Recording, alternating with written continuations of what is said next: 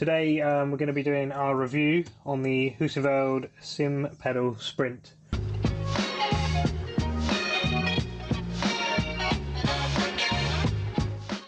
Right, welcome back to another video. Going to run through what I think of the build quality, the adjustment of the throttle and the clutch, the adjustment of the load cell brake, the ease of installation on the rig, which is behind me, what it's like on the rig, what the pedals feel like, how I'm enjoying the software, any issues I've come across whilst installing and using them, and then I am going to do a comparison to the CSL Elite load cell pedals I'm currently running. So if you've got those at the moment and you're considering an upgrade, which is the path I went down, hopefully that'll be of use to you, and then we'll wrap everything up.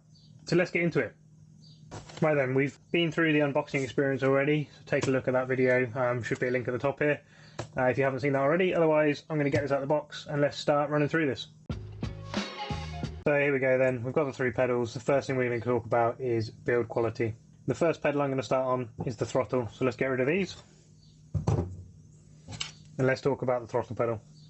Now I think what I'm going to be saying a lot through this video is the build quality is the thing that I am the most impressed with. Hopefully you can see that all right there. The finish of the cut, I assume these are laser cut or water jet cut, but the finish is great, and then the beading on this is lovely. It gives a real race car look, and it just reeks of quality really. I think you're getting value for money from every part of these. I'm not going to go into intense detail, I'm just giving you an overview of everything, but everything seems well made. There's nothing that I can see that I think, well, I wouldn't have done that, or that doesn't seem very nice. Everything seems really nicely put together. Onto the clutch. It's obviously exactly the same as the throttle really. Obviously it's got that movement in it, so it feels like a clutch pedal when you push across that cam, which is going to be quite a nice realistic feeling on the rig, I think. And again, yeah, much like the throttle, just a really nice finish all round. And finally, the brake pedal. Seriously chunky bit of kit, this pedal. Well reinforced uprights. The load cell seems solid, really nicely put together as well. I am, as you can probably tell, impressed, and there's some real pressure going on there. Now let's talk a bit about adjustability. We've got the throttle here, is probably one of the most basic of the three pedals. The first thing that really strikes me is the amount of adjustability that there is. I'm just going to unbolt this and just show you how much movement we can get. But if you take a look at that, you've got the base pretty level on that camera view there, and I will adjust and have a look at how much this pedal face changes.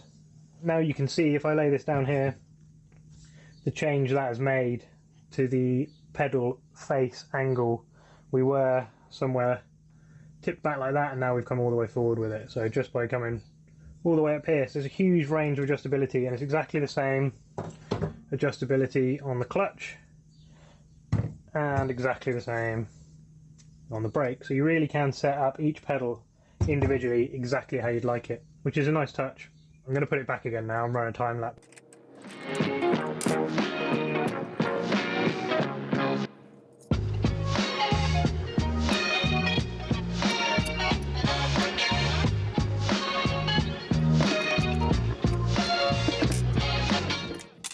So there you go. It's actually a pretty easy process. You won't want to be doing it all the time, but you shouldn't need to do it all the time. Once you've set your rig up and you've got all your pedals right, that should be that.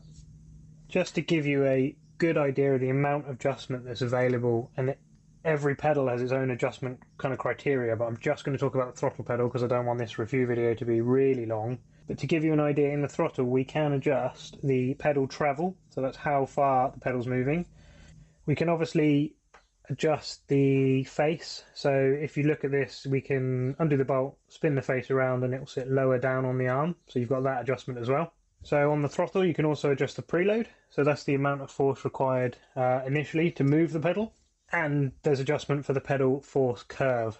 So it's seriously impressive the amount of adjustment available, and that's just the throttle pedal. I've not even gone into the clutch and the brake. They all have their own adjustments. We'll go into the brake in a little bit more detail. So probably the pedal with the most amount of adjustment, and probably the most important pedal out of the three, in my opinion, to keep you consistent in sim racing, is the brake pedal. Now there's quite a few things we can change on here. This has got a preload, if you like, or I think they call it their two-stage system. so that there's a dead zone, which is designed to simulate the gap that you get in all cars between the brake pad and the brake disc. There's always a little bit of movement on the pedal where you don't actually get any braking, or very, very minimal, but you just take that up. That's adjustable in the smart app, that it detects as soon as this first spring starts to compress, or you can have it that you need to have compressed that spring before it does then start to pick up that input. And that's something you can adjust the stiffness of that, and obviously the whole stiffness of the pedal. So you can adjust the stiffness of the brake pedal by adjusting the total length of the rubbers that are in the stack here. It's worth noting that the stiffness determines how much the pedal will travel for a fixed amount of force. The amount of force you actually need is adjusted on the rig in their smart control software. The pedal comes with a total of 6 stiffness settings. 1 small rubber, which is the hardest rubber, 1 medium, and 1 large, and 1 extra large. And that's the default setting. So what I'm going to do now is just run through how you adjust the pedal stiffness. So my plan for adjustment is to go from the default setting, which is the 1 extra large rubber, and I'm going to go to the large rubber. And there's lots of graphs in the manual that explain what that's going to do to your pedal travel. So let's go through the steps involved with that. The first thing we need to do then is to remove the pedal preload, which is done by adjusting this nut in here. So there's a locking nut on the end, which I think is going to be this spanner. Loosen that locking nut off, and then that allows us to turn this big lock on the end here. So once we've adjusted the preload, we should then just be able to pop out this whole stack of rubbers. And this is where I always get a little bit nervous, that everything falls apart and I lose the order. So here we go then, along the bottom here, we've got all the extras that come in the pack. As I said, it's currently fitted with the extra large, which is the default, and I'm going to be moving to the large. So it's a case of sliding this off, remembering the order that it came in.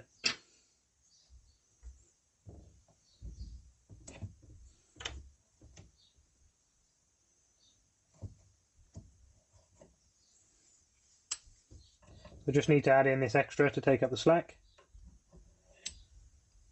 Go for the large now rather than the extra large. Drop this all back in the same order.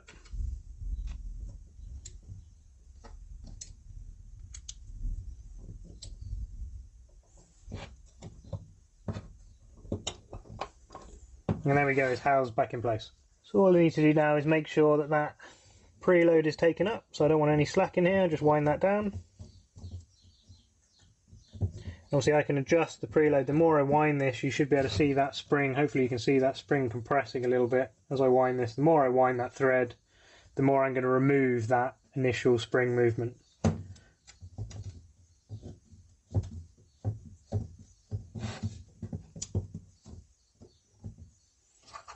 Then I just need to do my locking nut back up. I'm not going to run through it all now, but it's exactly the same with the clutch. There's a huge amount of adjustment that you can make. So we've got coil spring load adjustment, preload adjustment, and the force required as well. You can adjust that. So there's a huge amount we're going to do. I'm going to leave that as default though. So I think the first thing to say is the ease of installation on the rig. It really was very easy. The big bag of nuts and bolts that Heusinkveld sent with the pedals meant that I could just bolt this straight onto my pedal deck. I've got the SimLabs GT1 Evo rig and the pedal deck with that, and it just went straight on. Very, very easy. So far I've used the pedals in a variety of sims, iRacing, RF2, ACC and Assetto Corsa. I've had absolutely no issues with connectivity, just using the supplied USB straight into the PC. The throttle and the clutch connect into the brake, and then you run that cable straight out the back of the brake into the PC, and it's been very easy. But after I set the calibration in every sim, it's been pretty much plug and play, just the standard in-sim setup, and that's been it. I've got to say, the pedal feel in the sim is something I'm really impressed with, particularly on the brake. I think, as I said earlier, that's probably one of the most important pedals in sim racing for consistency, and I found it to be quite realistic. It's very firm, which is something I like. It feels like you would get in a race car with non-assisted brakes. It's easy to apply lots of pressure and then slowly bleed out if trail braking is your thing as well, which is really important. The throttle's got quite some weight to the spring, and I'm enjoying that. It's very different to my previous pedals, but what it does mean is it makes it easier to modulate your throttle inputs because it's heavier. It's harder to accidentally go, say, full throttle, off throttle, whereas you can now gradually input the throttle, which is always going to lead to more consistency and ultimately a quicker lap time. I'm really enjoying the feel of the clutch. It feels like a real clutch, and once you set it up in the sim so that biting point is roughly where you want it for that cam that they've built into the pedal, it really does feel like a real clutch, and I have to say I'm very impressed. Most of the cars I drive don't have clutches, but when I jump in something like the MX-5 that I'm driving here on iRacing, it's really nice to have 3 pedals that really do feel like the sort of pedal feel I would want from a real manual race car. So just to give you an idea here, I've jumped in the Ferrari again at Alton Park. I'm just focusing on the brake pedal here really, and you can see that rubber bumper that we changed earlier compresses in the braking zones, but not actually that much, and you can compare that to the data you can see on the iRacing overlay. You can also see the spring that they use for that preload moving. I've got mine set so that it picks up that movement immediately, which I think helps with trail braking, but again, the overarching thing with these pedals really is the amount of adjustability that is open to you.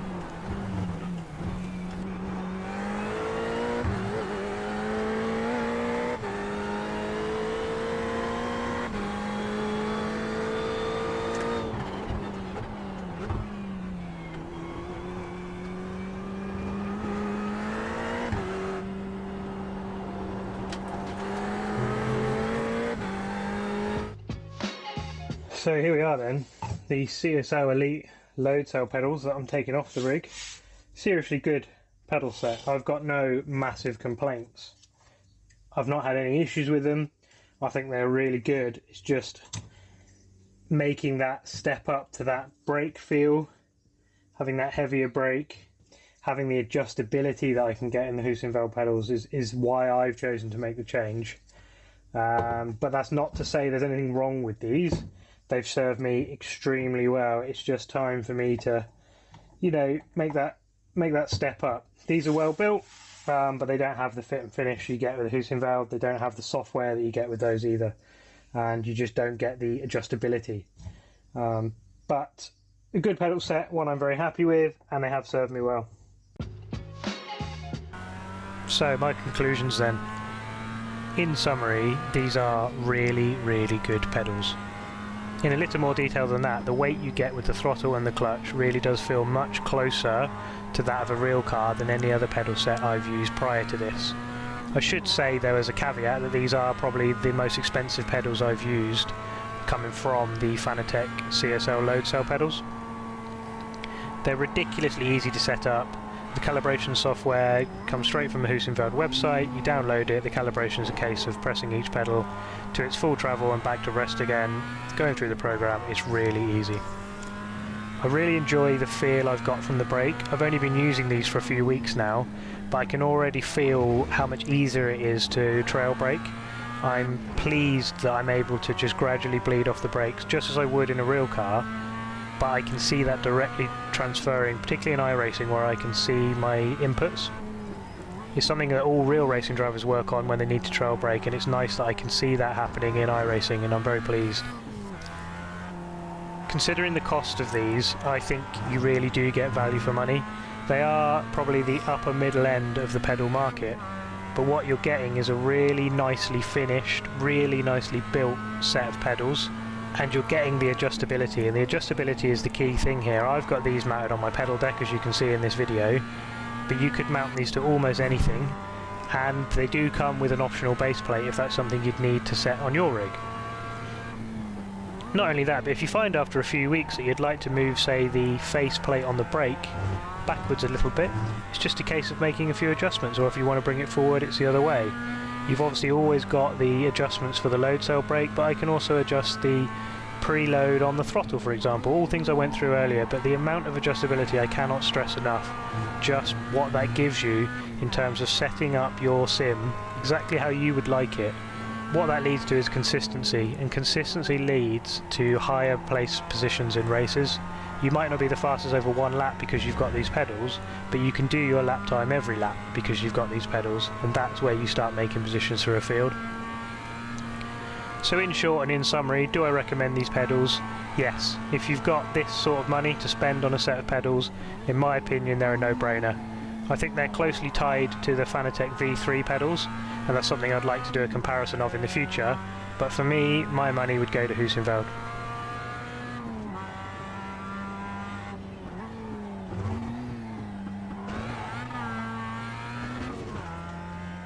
So thanks very much for watching that. Something a little bit different. Hopefully you did enjoy it. If you did, please do subscribe and leave me a like.